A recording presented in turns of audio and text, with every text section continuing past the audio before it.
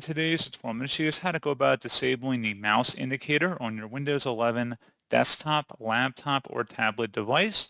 So this should hopefully be a pretty straightforward process here, guys. And without further ado, let's go ahead and jump straight into it. So all you have to do is open up the search menu and type in settings. Best result, you come back with settings. Go ahead and open that up. Select accessibility on the left panel here. And on the right side underneath vision, select mouse pointer and touch.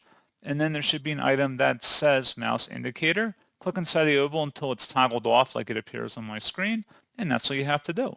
So pretty straightforward process on that, guys, and as always, thank you for watching. I do hope that was able to help you out, and I do look forward to catching you all in the next tutorial. Goodbye.